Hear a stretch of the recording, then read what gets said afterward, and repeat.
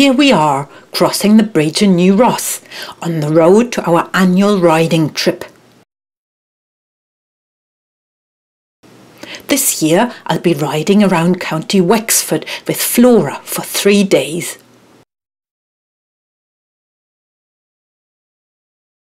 Our trip starts at Tim's mum's and dad's house near Salt Mills. Tim's mum and dad have a wonderful garden where they grow an abundance of flowers, vegetables and fruit. At the end of the garden, they've planted lots of trees, which over the years have turned into small woodland. Here we find a space to camp out for the first night. Right, Flora, you ready to set off?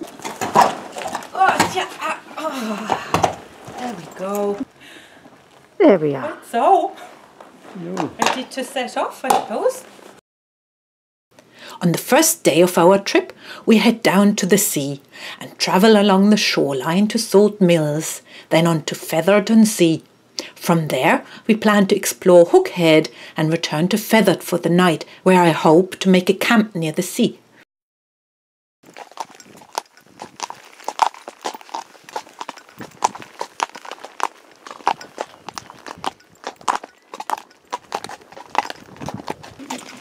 The tide is out, so we can cross a small stream running into the bay.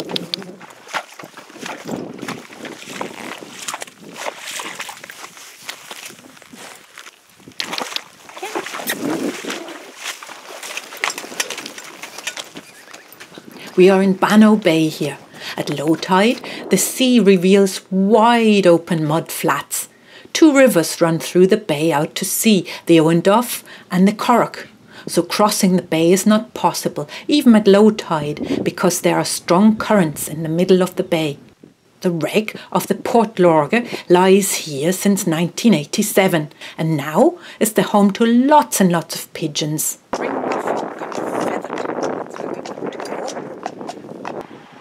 Our first proper stop is Feathered, where I find an outside tap in the square and a shop with snacks for me. No, Flora, what did you do? You went round and round and round the pole. And now you can't move anymore. Oh. Got yourself completely tangled. Oh dear.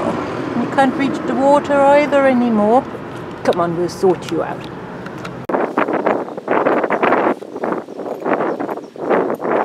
That's what Wexford is famous for, isn't it? Wexford strawberries. Loads of them. Horses crossing. Okay, Flora. Better watch out.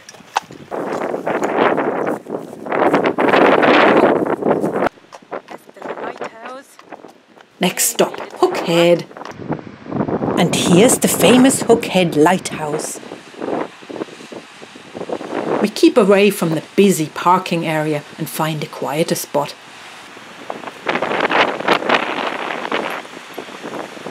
I don't know whether that's true, and that is Ireland's most haunted house, Loftus Hall.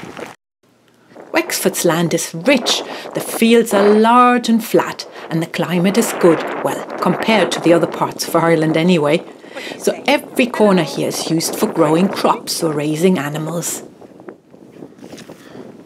These feeding troughs are handy. I wish I had those at home, no upturned feeding bowls in the mud anymore. There were lots of thatched houses around here long ago, but they've become rare. Oh no, Flora, look, the gate is locked. Finally, we find a place where we set up camp for the night. We had travelled for 9 hours, including breaks of course, and done our planned 35 kilometres. We'll try and stay in this field. What do you think? Doesn't look too bad.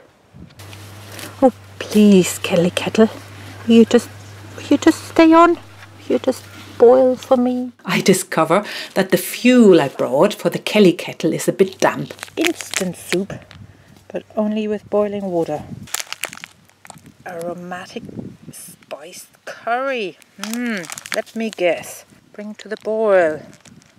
Okay. And it takes a long time to get the fire going and dish up dinner for me. With some breakfast. And I suppose you have your grass, Flora? And so ends day one. Just me and Flora in a field for the night. Morning, Flora. Hiya. Cup of tea. Took me another, I don't know, hours to light the Kelly Kettle. I think next time I'll bring drier firewood. Ooh, but I managed to make myself some porridge. There we go. Morning, cow. You want some porridge too? No, you'll be better off with grass. After breakfast, it takes me an hour or so to pack up everything and attach it all to Flora again. I make sure that both saddlebags weigh about the same and that everything on Flora's back looks balanced. Slightly better, but I don't think you stand absolutely straight. No, not now anyway.